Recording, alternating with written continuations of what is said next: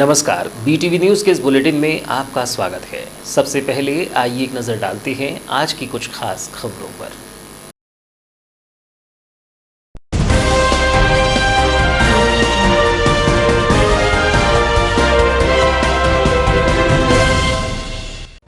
बारह वर्षों से चल रहा है मोती तालाब का सौंदर्यीकरण कार्य। कलेक्टर के तबादलों के चलते होता है व्यवधान। मुख्यमंत्री शिवराज सिंह चौहान ने श्रमदान कर प्रारंभ किया था सौंदर्यीकरण का कार्य। वर्तमान समय में 25 लाख की लागत से चल रहा है सौंदर्यीकरण का कार्य।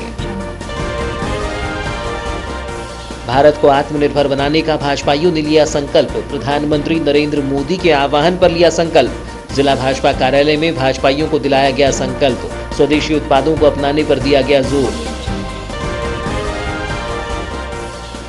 SNCU में वेंटिलेटर की सुविधा प्रारंभ। 10 से 15 हजार रुपये प्रतिदिन का खर्चा बचेगा। जिला चिकित्सालय के SNCU में सुविधा प्रारंभ। गंभीर बीमार शिशुओं को बाहर ले जाने की जरूरत नहीं। और अब समाचार विस्तार से। नगर के प्रमुख मोती तालाब का सौंदर्यीकरण का कार्य वर्ष 2007-2008 से प्रारंभ किया गया था, जो आज भी पूर्ण नहीं हो पाया है। इस अवधि में करीब 4 से 5 कलेक्टर बदल गए, लेकिन अब तक मोती तालाब का सौंदर्यीकरण कार्य अधूरा ही है। मोती तालाब सौंदर्यीकरण को लेकर प्रदेश के मुख्यमंत्री शिवराज सिंह चौहान ने वर्ष 2007 में भूमि पूजन कर श्रमदान भी किया था। मोती तालाब में बच्चों के लिए बगीचा, छोटी पार्टी करने के लिए पिकनिक स्पॉट, वाचनालय, तालाब के चहुं ओर बाउंड्री वॉल निर्माण किया जाना था। इसके अलावा अन्य कार्य भी कराए जाने थे, जो आज भी अधूरे हैं। इस कार्य के लिए भरवेली मॉयल द्वारा भी 1 करोड़ रुपये की राशि दी गई थी, लेकिन कच्छप गति से चल रहे सौंदर्यीकरण को लेकर अब कई तरह के सवाल भी उठने लगे हैं। हालांकि वर्तमान समय में कलेक्टर दीपक आर्य के निर्देश पर मोती तालाब के रंग रोगन और उसे सुव्यवस्थित करने की दिशा में कार्य किया जा रहा है, जो कि जारी भी है। जानकारी के अनुसार मोती तालाब को मूल स्वरूप में वापस लाने की दिशा में वर्तमान समय में कलेक्टर दीपक आर्य के निर्देशन में नगरपालिका की टीम कार्य कर रही है, जिसमें मोती तालाब प्रांगण में उगाई झाड़ियों को साफ किया जा रहा है। ज्ञात हो कि नगरीय क्षेत्र के रहवासियों के साथ ही दूर दराज के क्षेत्रों से आने वाले लोगों के घूमने फिरने और मनोरंजन के लिए मोती गार्डन और मोती तालाब के आसपास की पार पर सौंदर्यीकरण का कार्य किया गया था, लेकिन देखरेख के अभाव में न सिर्फ इसकी हालत खराब हो गई, बल्कि लोग कम और असामाजिक तत्वों का डेरा अधिक रहता है, जो मोती गार्डन और तालाब की प्राकृतिक सुंदरता को खराब करने के साथ ही अन्य घूमने आने वाले लोगों के लिए खतरे का कारण बने हुए हैं, जिसको लेकर तालाब के चारों ओर से झाड़ियों को हटाया जा रहा है। पूर्व नगर पालिका अध्यक्ष और मोती तालाब प्रबंधन समिति के सदस्य रमेश रंगलानी बताते हैं कि पूर्व कलेक्टर गुलशन बामरा के साथ उन्होंने मोती तालाब को सुव्यवस्थित करने का सपना देखा था, जिसके लिए उन्होंने कार्य भी प्रारंभ किया। इस दौरान मुख्यमंत्री शिवराज सिंह चौहान से यहां श्रमदान भी करवाया गया था, जिसके बाद कलेक्टर नवनीत कोठारी ने मोती तालाब के सौंदर्यीकरण को लेकर काफी मेहनत की और मॉयल भरवेली से लगभग 1 करोड़ की राशि मोती तालाब के लिए प्राप्त हुई। लेकिन कलेक्ट्रेट भवन के निर्माण के लिए 1 करोड़ की राशि में से लगभग 50 लाख की राशि उधार के रूप में ट्रांसफर करा दी गई, लेकिन इसके बाद उस राशि का कोई हिसाब नहीं है। देखिए, जब गुलशन बामरा जी यहाँ कलेक्टर थे, उस समय हमारे मन में ये विचार हुआ था, हम दोनों ने मिलकर ये तय किया था कि मोती तालाब का, क्योंकि इतना बड़ा परिसर, ये इतना बड़ा तालाब, करीबन 67 एकड़ करीबन अभी वर्तमान में था, उस समय इतना बड़ा तालाब कहीं पर भी दिखता नहीं है। क्यों न इसका अच्छा सौंदर्यीकरण किया जाए। तो उस समय माननीय मुख्यमंत्री शिवराज सिंह चौहान जी से उसका भूमि पूजन भी कराया था। शुरुआत उसी से हुई थी, उन्होंने भी श्रमदान किया था इसके लिए। तो मिट्टी को कटवाना और चारों तरफ का भरना, फिर इसके बाद जब नवनीत कोठारी जी कलेक्टर आए तो उन्होंने इसमें काफ़ी मेहनत की और ये जो बाउंड्री वॉल बनी और काफ़ी मतलब उसमें कार्य उस समय हुआ और कलेक्टर महोदय के प्रयत्नों से, कोठारी जी के प्रयत्नों से 1 करोड़ रुपया हमें मॉयल के द्वारा भी प्राप्त हुआ। इसके पहले भी खर्चा हुआ और 1 करोड़ के जो प्राप्त हुआ हमें, उसमें से 50 लाख रुपया कलेक्टर महोदय ने बतौर उधार, जब ये बिल्डिंग बन रही थी कलेक्ट्रेट बिल्डिंग के लिए उन्होंने उस समय लिया था कि कुछ, क्योंकि उस समय अभी बरसात वगैरह चल रही थी तो आवश्यकता नहीं थी और वहाँ ज़रूरत थी कलेक्ट्रेट के लिए बनाने के लिए, तो उन्होंने 50 लाख रुपया उन्होंने उसके लिए ट्रांसफ़र कर दिया था। लेकिन वो इसके बाद उसका हिसाब किताब कुछ दिख नहीं रहा है अभी, क्योंकि कलेक्ट्रेट को दिया गया था वो 50 लाख। और फिर जैसे जैसे कलेक्टर बदलते गए, बीच में भरत यादव जी अभी जो वर्तमान में कलेक्टर जबलपुर हैं, उन्होंने भी कुछ इसमें काफ़ी दिलचस्पी ली और जो वो ग्रिल्स लगी है वो उस समय लगाई, ग्रिल्स थी, फिर पेवर्स। और एक बात और बता दूं कि इसमें नौका विहार भी अपन ने शुरू करवाया था और बड़े अच्छे ढंग से नौका विहार होता था। उस समय माननीय चंद्रशेखर जी कलेक्टर थे और मैं नगर पालिका अध्यक्ष था उस समय। और उसके पहले जब शुरुआत हुई थी तो मैं भारतीय जनता पार्टी का जिले का अध्यक्ष था बामरा जी के समय। तो ये जैसे जैसे कलेक्टर आ गया और जिन कलेक्टरों ने इसमें दिलचस्पी दिखाई तो ये काम धीरे धीरे आगे बढ़ता चला गया। और मुझे ऐसा लगता है कि 2007-8 से शुरू किया है अपन ने इस काम को, 2008 से करीबन 13 साल हो गए हैं काम को प्रारंभ किए। लेकिन जैसे फिर तबादला हो जाता है तो फिर काम वैसे ठंडे बस्ते में पहुंच जाता है। पूर्व नगरपालिका अध्यक्ष रमेश रंगलानी ने बताया कि बी चंद्रशेखर बोरकर के द्वारा सौंदर्यीकरण में दिलचस्पी दिखाई गई थी। इस दौरान यहां नौका विहार भी प्रारंभ किया गया था, लेकिन कुछ ही समय में वह चले गए, जिसके बाद कलेक्टर भरत यादव के माध्यम से तालाब में वृहद स्तर पर सफाई कार्य चलाया गया। जबकि वर्तमान में लग रहा है कि तत्कालीन कलेक्टर दीपक आर्य भी सौंदर्यीकरण कार्य करा रहे हैं। उन्होंने कहा कि जब जब कलेक्टर का तबादला होता है तो काम ठंडे बस्ते में चला जाता है। भाई वहाँ एक तो चिल्ड्रन गार्डन बनाने की योजना थी, एक बड़ा मैदान जो इनकम टैक्स ऑफिस के लिए जो आरक्षित है उसके बाजू में हमने उसका भरण करवाया था, फिटिंग करवाई थी उससे। और वहाँ कोई छोटे मोटे कार्यक्रम जो लोग कहीं जन्मदिन है, ये है वो है, उस प्रकार के छोटे मोटे कार्यक्रम पार्टियां करने के लिए वो एक अच्छा स्थान बनाने की हमारी योजना थी। और एक आध जगह कोई ऐसा वाचनालय भी बन जाए बीच में, ऐसी हमारी योजना थी कि रोज़ लोग आकर के अच्छी अच्छी किताबें उसमें पढ़ें। ये 3-4 किस्म की हमारी योजनाएं थी, लेकिन मूर्त रूप अभी किसी ने दिया नहीं है। कुछ अधिकारी उदासीनता के कारण ये जब जो कलेक्टर उदासीन रहा तो ठंडे बस्ते में चली गई है योजनाएं। अब क्या लगता है कि फिर से गति पकड़? मुझे ऐसा लग रहा है कि जिस प्रकार से हमारे वर्तमान कलेक्टर की दिलचस्पी है कि शहर में एक अच्छा सौंदर्यीकरण सुंदर नगर हमारा बने, उनकी कल्पना तो है, हम उनके साथ में रहेंगे, जो भी आवश्यकता होगी और जो हमारी मदद बनेगी तो हम साथ में काम करेंगे। समिति तो अभी समिति की बैठक बहुत दिनों से मेरे ख्याल में इस साल 2 साल 1.5 साल हो गया है, समिति की बैठक अभी हुई नहीं है। अब मैं कहूँगा समिति की बैठक एक बार अपन करके उस काम को गति तो देंगे। कितने सदस्य हैं? अब उसमें देखिए, इसमें कलेक्टर रहते हैं, नगर पालिका का जो भी रहेगा एक प्रतिनिधि रहता है, जो भी उस समय का अध्यक्ष रहता है वो रहता है, प्रशासक या अध्यक्ष जो भी रहेगा, कलेक्टर उसकी अध्यक्षता करते हैं। और एक मैं हूँ सदस्य, अभय कोचर जी हैं, नीरू वैद्य हैं, सुरेंद्र शुक्ला जी हैं, ऐसे 4-5, रवेल सिंह जी गांधी थे, और एक हमारे परमार जी हैं, रंजीत भाई परमार हैं, ऐसे 5-6 करीबन अशासकीय सदस्य हैं। बाकी तो शासकीय अपने जो इरिगेशन के एससी हैं, ई हैं, और सर्वे डिपार्टमेंट के भी एससी, वो भी इसके मेंबर रहते हैं। ये समिति तो बड़ी अच्छी है, बशर्ते उसमें काम शुरू हो। वर्तमान समय में कलेक्टर दीपक आर्य गार्डन को व्यवस्थित व आकर्षक स्वरूप प्रदान करने के लिए गार्डन की क्यारियों में लगे मेहंदी को हटाने व उसके स्थान पर अन्य प्रजाति के पौधे लगाने के लिए नगरपालिका सीएमओ को निर्देशित किया है। मामले में कलेक्टर दीपक आर्य का कहना है कि बालाघाट नगर को मोती तालाब प्रकृति की सौगात के रूप में मिला है, जिसे सहेजना हमारी जिम्मेदारी है। जल स्तर को बनाए रखना और तालाब को स्वच्छ करने के लिए लगातार इस ओर प्रयास किए जा रहे हैं ताकि पर्यटन के तौर पर यहां नगरवासी पहुंच सकें। उन्होंने इस दौरान बताया कि जल्द ही मोती तालाब में बोटिंग समेत अन्य सुविधाएं भी बढ़ाई जाएंगी।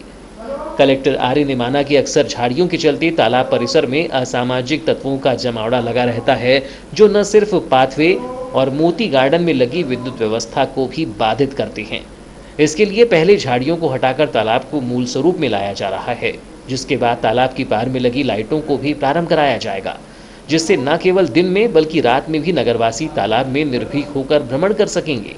उन्होंने कहा कि मेंटेनेंस के अभाव में मोती तालाब की सुंदरता नहीं दिख रही थी, लेकिन अब लगातार प्रयास किए जा रहे हैं। अत्यंत आवश्यकता है शहर की, इसलिए उसमें दो चार, एक तो उसकी बाउंड्री वॉल का निर्माण जो कि उसकी भूमि थी वो लगभग पूर्ण हो चुका है।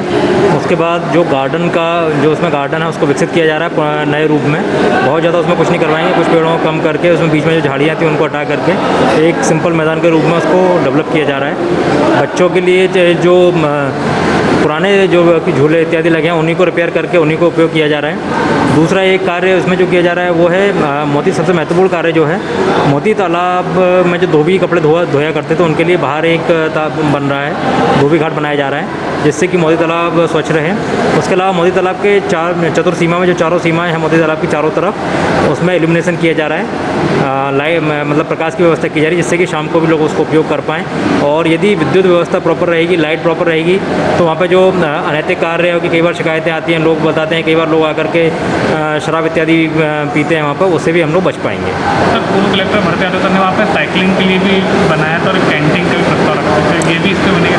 ये एक महंगा प्रोजेक्ट है, अभी शायद उतनी राशि नहीं होगी, इसलिए वो कार्य नहीं हो पाएगा, लेकिन व्यवस्थित उसको करा जाएगा। अभी नाव चलाने के लिए भी सर, नाव चलाने के लिए देखा जाएगी, ये धीमे धीमे अभी ये प्लान में नहीं है। पहले जो जितने कार्य हो सकते हैं उनको करवाने के उपरांत नाव चलाने का किसी प्राइवेट पार्टी को देकर के नाव चलाने का उसमें किया जाएगा। पीपीपी मॉडल पर वो रहेगा, नगर पालिका उसमें व्यय नहीं करेगी। अभी कितनी राशि की लागत से कार्य किया है? अभी राशि का जो है कुल मिलाकर के अभी 25 लाख रुपए स्वीकृत किए गए हैं। उसके उपरांत उसमें जो कार्य किए जा सकते हैं वो कर रहे हैं, और वो नीचे वाला जो रोड है उसको अलग से किया जा रहा है। आत्मनिर्भर भारत के संकल्प को लेकर गुरुवार को जिला भाजपा कार्यालय में भाजपाइयों ने संकल्प लिया। इस दौरान स्वदेशी उत्पादों को अपनाने और विदेशी उत्पादों के बहिष्कार करने की भी जिलाध्यक्ष ने बात कही।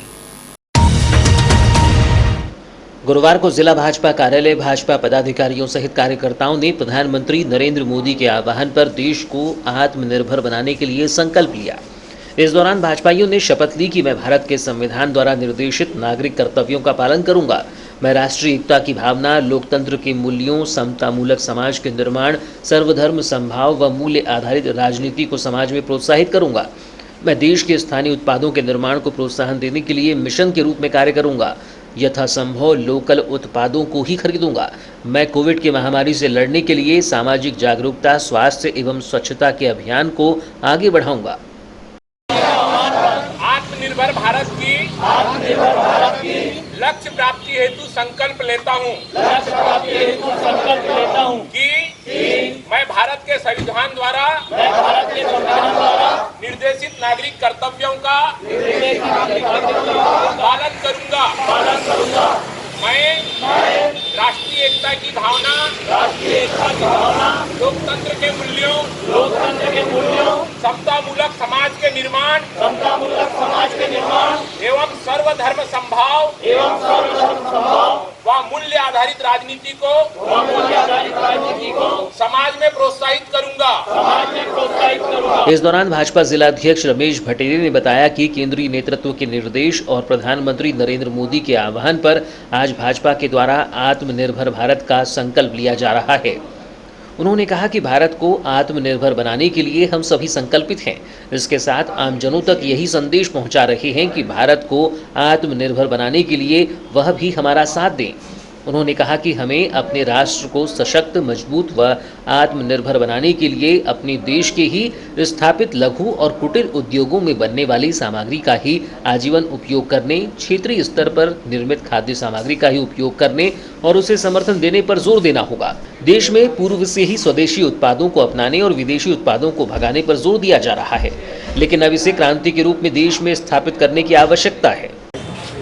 हमारे देश के माननीय यशस्वी प्रधानमंत्री श्रीमान नरेंद्र मोदी जी के द्वारा एक आह्वान पूरी देश की जनता से किया गया है आत्मनिर्भर भारत बनाने हेतु। माननीय प्रधानमंत्री जी के इस आह्वान को ही भारतीय जनता पार्टी ने एक संकल्प के रूप में लेकर के पूरे देश में, पूरे प्रदेश में सभी लोगों से इस संकल्प के माध्यम से हम अपने आप को इस संकल्प से संकल्पित तो कर ही रहे हैं, साथ ही साथ सभी देशवासियों से आह्वान कर रहे हैं, सभी देशवासियों को संकल्पित करवाना चाह रहे हैं कि अब हम सब अपने देश को, अपने भारत को आत्मनिर्भर भारत बनाने की ओर तेजी से आगे बढ़ें। स्वदेशी उत्पाद आज से नहीं, बहुत समय से चल रहा है कि स्वदेशी अपनाएं, विदेशियों को भगाएं, लेकिन अब इसे क्रांति के रूप में इस देश में स्थापित करने की आवश्यकता है और इसलिए स्वदेशी उत्पादों को ही हम अपने जीवन का अंग बनाएं, यह भी एक आह्वान है। कोरोना जैसा एक वैश्विक महासंकट आज इस दुनिया में पिछले 4-5 महीनों से चल रहा है। इस कोरोना से बचने के लिए जो आवश्यक कदम है, सोशल डिस्टेंसिंग का पालन करना, सरकार के द्वारा जो समय समय पे जो दिशा निर्देश दिए जा रहे हैं, क्योंकि कोरोना इतनी जल्दी चला जाएगा इस दुनिया से ऐसा संभव नहीं है और इसलिए हम अपने आप को, अपने स्वयं की सुरक्षा के लिए जो सरकार के दिशा निर्देश हैं उनका पूरी मजबूती से और कड़ाई से पालन करें, ताकि हम अपने आप को, साथ साथ अपने समाज को, अपने लोगों को कोरोना जैसी गंभीर महामारी से बचा सकें। उसके लिए भी हमारा यह संकल्प है। जिलाध्यक्ष रमेश भटेरे ने कहा कि कोरोना वायरस के संक्रमण से सुरक्षा के लिए पूरी सावधानी रखें।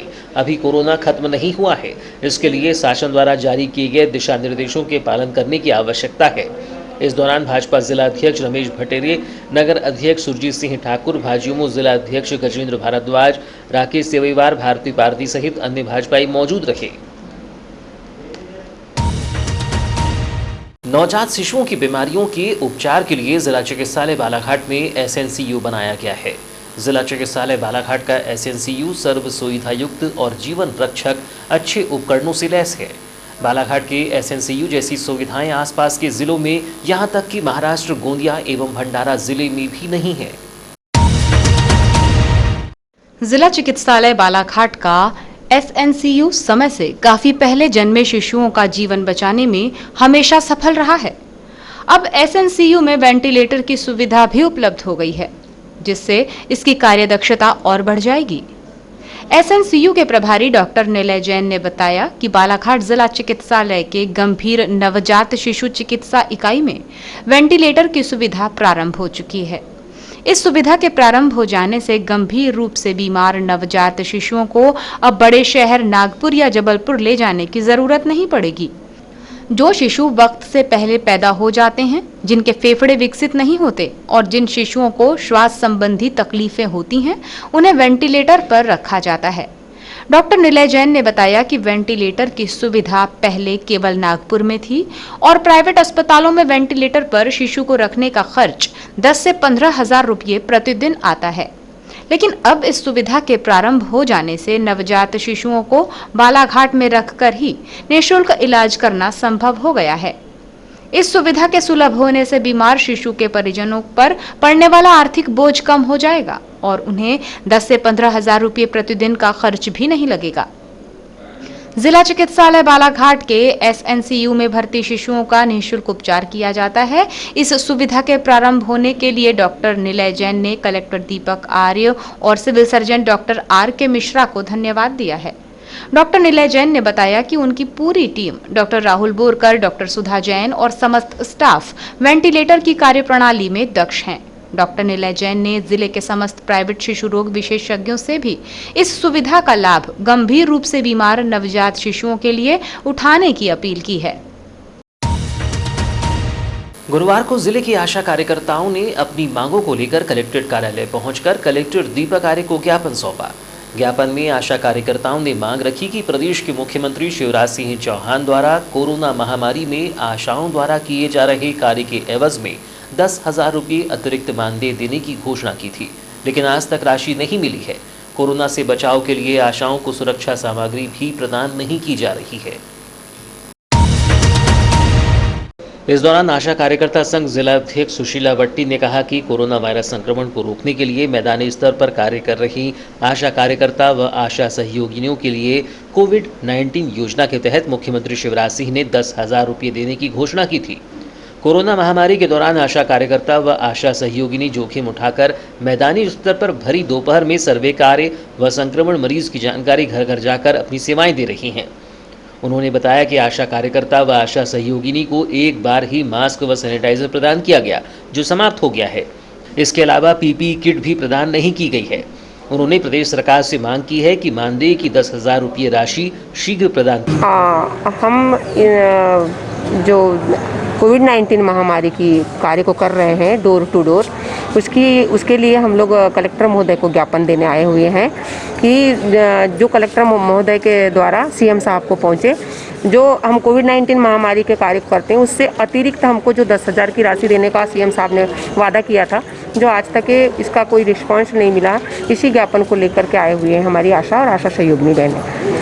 क्या समस्या जारी है? समस्या हमको जारी है, जो आ रहे हैं प्रतिदिन आए दिन हम लोग मॉर्निंग इवनिंग सारे इस कोविड-19 महामारी के कार्य को करते जा रहे हैं और हमको फील्ड में घूमने में समस्याएं जा रही है और मतलब बाहर से आए हुए लोगों को हम फॉलोअप कर रहे हैं। सबसे पहले भेंट हम ही लोग करते हैं, उनसे मिलने के लिए हम ही जाते हैं, उनको लाइन लिस्टिंग करने के लिए हमारी आशा सहयोगिनी बहनें जाती हैं। तो हमको प्रॉब्लम्स होती है और इस प्रॉब्लम का ये कोविड-19 महामारी का सामना करते हुए जा रही है, जिसमें हमको हमारी आशा बहनों को, हमारी सहयोगिनी बहनों को ऐसा किट के नाम से कोई चीज़ को प्रदाय नहीं, पीपी किट जो हमको प्रदाय नहीं किया गया है, जिससे हमको असुरक्षित महसूस करना पड़ रहा है।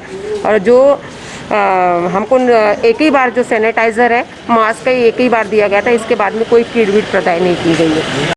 ज्ञापन सौंपते समय आशा कार्यकर्ता संघ जिला उपाध्यक्ष अंजुम अली, वारासिवनी ब्लॉक अध्यक्ष अनीता जामुनपाने, बीनू कावड़े, मंजू गजभिये, भूमेश्वरी ढोमने, केशर भारद्वाज, विमला उपवंशी, कविता भगत, अर्चना मेश्राम, सरिता ठाकरे, डोमेश्वरी बिसेन, रीना दीवान, योगेश्वरी चौधरी सहित अन्य उपस्थित रहे।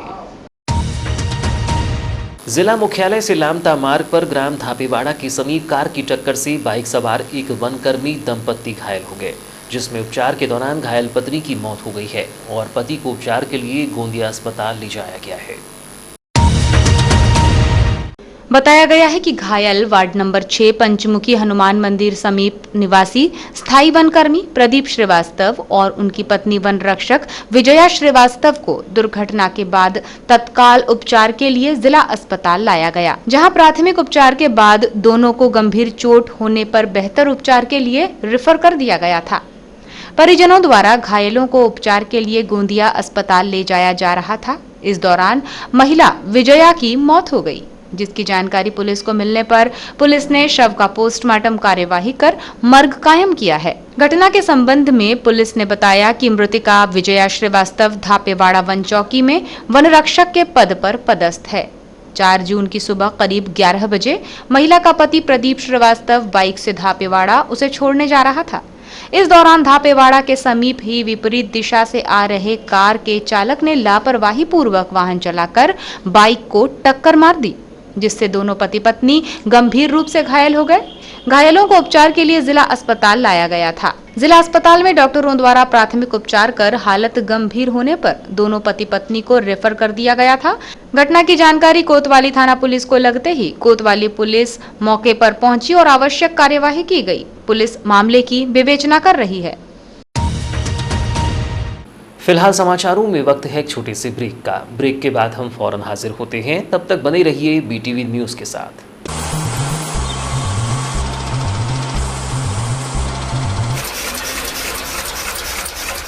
बालाघाट जिले की निष्पक्ष निर्भीक खबरों के लिए पढ़ते रहें जिले का सर्वाधिक लोकप्रिय विश्वसनीय अखबार दिव्य एक्सप्रेस। बालाघाट, छिंदवाड़ा, सिवनी, बैतूल, नरसिंहपुर, मंडला जिलों से प्रसारित। विज्ञापन हेतु संपर्क करें 9399213808 8109853142। कार्यालय दीनबंधु चौक, बालाघाट। महाविद्यालयीन छात्रों ने 4 जून को कलेक्टर कार्यालय पहुंचकर नगर में किराए का कमरा लेकर अध्ययन कर रहे विद्यार्थियों को आर्थिक सहायता देने मुख्यमंत्री के नाम ज्ञापन सौंपा है। ज्ञापन सौंपने पहुंचे छात्रों ने शासन से 1000 रुपये प्रति माह दिए जाने की मांग की है। ज्ञापन सौंपने पहुंचे छात्र राजा नगपुरे ने बताया कि ग्रामीण क्षेत्रों के सैकड़ों छात्र छात्राएं शासकीय महाविद्यालय में अध्ययन करने के लिए शहर में किराए का कमरा लेकर रह रहे हैं।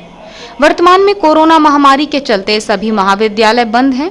लॉकडाउन होने से छात्र छात्राएं अपने घर पर गांव में निवास कर रहे हैं, लेकिन छात्रों द्वारा लिए गए किराए के कमरे के किराए के लिए मकान मालिक द्वारा छात्रों पर दबाव बनाया जा रहा है। छात्रों ने प्रदेश सरकार से मांग की है कि ऐसे समस्त छात्र छात्राएं जो किराए के कमरे को लेकर शहर में रह रहे हैं, उन्हें 1000 रुपये प्रति माह आर्थिक सहायता राशि प्रदान की जाए, जिससे वो अध्ययन कार्य सुचारू रूप से कर सकें। वैसे देखा जा रहा है कि कोरोना महामारी के फैलते हुए पूरे देश की आर्थिक व्यवस्था खराब हो गई है। हमारे ग्रामीण क्षेत्र के कई छात्र जो अपने बालाघाट में महाविद्यालय में अध्ययन कर रहे हैं और रूम किराए से रह रहे हैं, तो उन लोगों को भी अनेक प्रकार की समस्या उत्पन्न हो रही है। तो हम लोगों ने छात्र संघ ने एक निश्चय लिया कि क्यों ना छात्रों के हित में रूम रेंट माफ़ी या उन्हें एक सरकार द्वारा एक विशेष प्रकार का मानदेय प्रदान किया जाए, जिससे उन लोगों की परेशानियां दूर हो जाए। ऐसे बहुत सारे छात्र हैं, हम लोग के पास एक सूची भी तैयार हो रही है, जिससे कि उन लोगों के नाम हम लोग ऐड कर रहे हैं और उन लोग की सूची बनाकर रख रहे हैं। कितने छात्रों ने ऐसे कई सैकड़ों हजारों छात्र हैं जो हमारे बालाघाट में निवास कर रहे हैं, ग्रामीण क्षेत्रों से रह रहे हैं। जो सरकार ने तो कहा है कि अभी रेंट नहीं लिया जाएगा मकान मालिक, फिर भी कई लोग हैं ना यहाँ पर रेंट वगैरह की मांग कर रहे हैं, तो उन लोग को बहुत सारी समस्या उत्पन्न हो रही है। इसलिए हम लोगों ने सोचा कि कलेक्टर जिला न्यायाधीश महोदय के पास हम लोग एक ज्ञापन सौंपकर हम उन लोगों के लिए मांग रखें। ज्ञापन सौंपते वक्त राजा नगपुरे, सौरभ सिंह चौहान, यश ठाकुर, रितेश नगपुरे, विशाल मचाड़े, अभय पिछोड़े, पद्मेश बुराड़े, राहुल पटले शामिल रहे। गुरुवार को खैरलांजी जनपद कार्यालय में सरपंच संगठन के द्वारा जनपद कार्यालय के अधिकारियों के स्थानांतरण की मांग करते हुए जमकर हंगामा मचाया। इस दौरान सरपंच संघ के द्वारा अधिकारियों पर पैसे मांगने का आरोप लगाते हुए मामले की जांच करने की भी मांग की है। गुरुवार को खैरलांजी जनपद पंचायत के सरपंच संगठन ने तहसीलदार को कलेक्टर के नाम एक पत्र सौंपकर खैरलांजी में पदस्थ सहायक यंत्री, मनरेगा के अतिरिक्त कार्यक्रम अधिकारी और उपयंत्री इरफान कुरैशी का स्थानांतरण करने की मांग की है। तीनों अधिकारियों पर निर्माण कार्य की स्वीकृति और कार्य पूर्णता प्रमाण पत्र प्रदान करने के लिए पैसों की मांग करने का आरोप लगाया गया है। सरपंच संगठन खैरलांजी के अध्यक्ष रमेश नगपुरे व सरपंचों ने बताया कि कोरोना के प्रभाव से सरकार की मंशानुसार मजदूर गांव में लौट कर आए हैं, जिनको रोजगार देने की जिम्मेदारी सरकार ने ली है, जिसके लिए जिला पंचायत, जनपद पंचायत व पंचायत स्तर पर सभी उन्हें काम देने के लिए संकल्पित हैं। लेकिन जनपद पंचायत खैरलांजी के निष्क्रिय अधिकारियों, सहायक यंत्री, अतिरिक्त कार्यक्रम अधिकारी व उपयंत्री के द्वारा कार्यों की स्वीकृति देने के लिए पैसों की मांग की जा रही है, जिसके कारण कार्यों की स्वीकृति नहीं दी जा रही है, जिससे गांव में मजदूर आक्रोशित हैं और रोज कार्य की मांग कर रहे हैं और ना देने पर सरपंचों के साथ अभद्र व्यवहार कर रहे हैं। कोविड-19 से ग्रस्त है, ऐसी परिस्थिति में ग्राम पंचायतों को टीएस मिलना अनिवार्य है, ताकि ग्राम पंचायत सरपंच मजदूरों को काम दे सके। क्योंकि जो पंचायत में मजदूर है 3 महीने से खाली पड़ा हुआ है और प्रवासी मजदूर भी आके जो सिर्फ काम मांग रहा है, और यदि सरपंच काम नहीं देता, ऐसी परिस्थिति में माहौल गांव का बहुत ख़राब है। मजदूर कुछ नहीं चाहता, सिर्फ काम और काम चाहता है। लेकिन हमारे कुछ भ्रष्ट अधिकारी हैं जो हमको टीएस नहीं देता, जिस कारण हम मजदूरों को काम नहीं दे पा रहे हैं। ऐसी परिस्थिति में हमको आंदोलन करना ही उचित रास्ता दिखा, इसलिए हम लोग पूरे सरपंच संघ मिलकर इन अधिकारियों के खिलाफ आवाज़ उठा रहे हैं। सर, अगर ये मांगे आपकी अगर पूरी नहीं होती है ज्ञापन देने के बावजूद, तो आगे सरपंच संघ क्या करेगा? 3 दिन के बाद हम तहसीलदार महोदय से अनुमति लेंगे, जनपद के प्रांगण में काम बंद आंदोलन करके पूरे 62 पंचायत के सरपंच आंदोलन करेंगे। सरपंचों ने बताया कि पंचायत की आवश्यकता अनुसार जल संवर्धन, ग्रेवल सड़क, पक्की सड़क आदि के लिए कार्य किए जाने हैं। वहीं पंचायत में पूर्ण हो चुके कार्यों का कार्य पूर्णता प्रमाण पत्र देने के लिए सहायक यंत्री के द्वारा पैसों की मांग की जा रही है। जब सरपंचों द्वारा पैसे नहीं दिए जा रहे हैं तो उनके द्वारा कार्य पूर्णता प्रमाण पत्र जारी नहीं किए जा रहे हैं। इसके साथ ही वह पंचायत के कार्यों के लिए टीएस भी नहीं दे रहे हैं। ग्राम पंचायत के सरपंच होने के नाते सभी सरपंचों के साथ एकत्रित हुए 3 समस्याओं को लेकर। वो इसलिए यही दिया कि पहली बात तो जो ये काम दे रहे हैं ये छोटे छोटे काम दे रहे हैं। पहले हमने अपने गांव वालों के कई काम बड़े बड़े कराए, मतलब 30,000 रुपया एकड़ के हिसाब से मिलता था। जिसकी 3-4 एकड़ है उसको 1.5 लाख का काम मिलता था। आज ये 3-4 एकड़ ज़मीन रहने के बाद भी 30,000 35,000 का काम दे रहे हैं। तो इससे हमारे गांव में वहाँ के किसानों में बड़ी ये गलत भावना आक्रोश आ रहा है कि भाऊ उनसे पैसा लिए होगे तुमने, इसलिए उनको पहले बड़ा काम दिला दिए, अब हमारे काम छोटे हो रहे हैं और मजदूरी बढ़ गई है और जो लागत है इनकी यही साहब के द्वारा जो काम दी जाने की वो घट गई है। सभी जनपदों में जो अभी बड़े बड़े 9-9, 10-10 लाख के तालाबों के काम दिए, लेकिन हमारे जनपद में 5 लाख से ऊपर किसी को काम इन लोगों ने नहीं दिया। इस दौरान कांता चौधरी, मालतन, रेखा पटले, दौलत सिंह, नोनसा, पांजरा, कोथुरना, कचेखनी, घोटी, मोवा, टटेकसा, मोहगांव, बैजू, गुनई, झारिया, मोहाड़ी, डोंगरिया सहित अन्य पंचायतों के सरपंच मौजूद रहे। बीते दिन महाराष्ट्र में तबाही मचाने के बाद अब निसर्ग तूफान का असर मध्य प्रदेश में भी देखने को मिल रहा है। प्रदेश के अन्य जिलों समेत बालाघाट जिले में भी बारिश का दौर प्रारंभ है, जबकि मौसम विभाग ने अगले 24 घंटों में मध्य प्रदेश में भारी वर्षा होने एवं ओलावृष्टि होने की संभावना व्यक्त की है।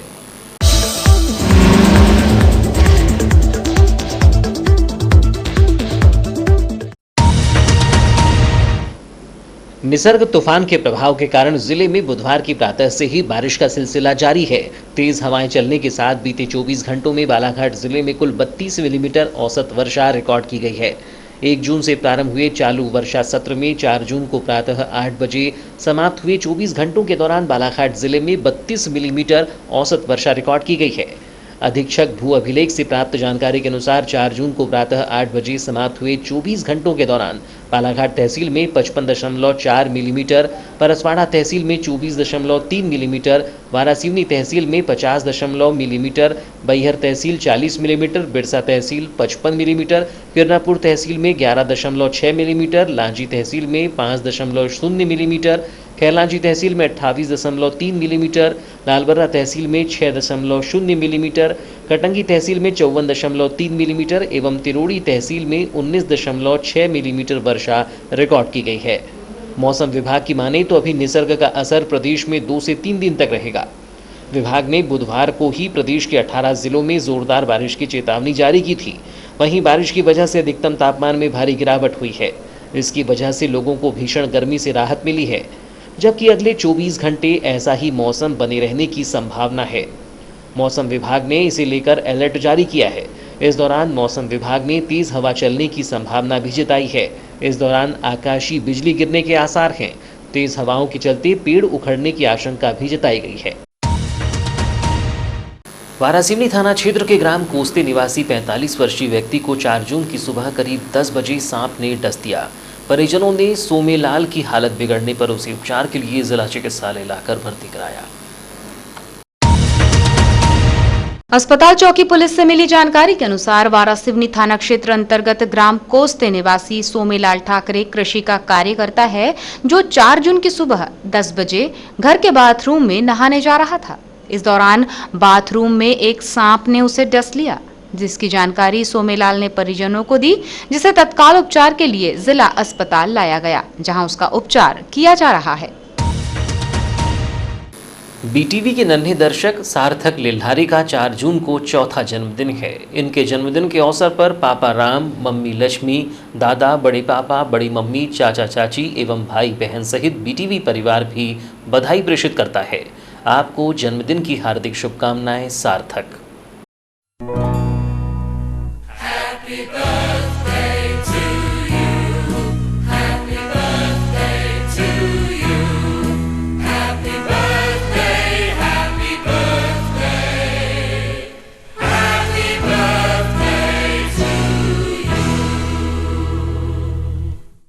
और अब अंत में चलते चलते आइए एक नज़र डालते हैं आज की कुछ खास खबरों पर।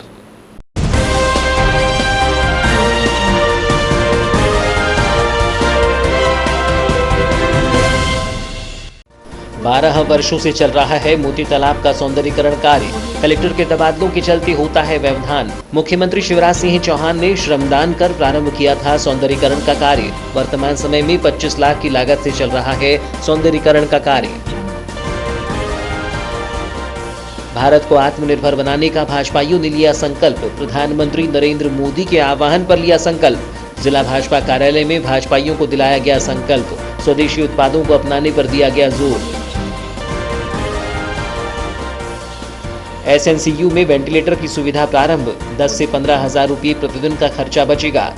जिला चिकित्सालय के एसएनसीयू में सुविधा प्रारंभ। गंभीर बीमार शिशुओं को बाहर ले जाने की जरूरत नहीं। तो ये थी अब तक की खबरें। नई खबरों के साथ एक बार फिर हम हाजिर होंगे। तब तक के लिए दीजिए इजाजत। नमस्कार।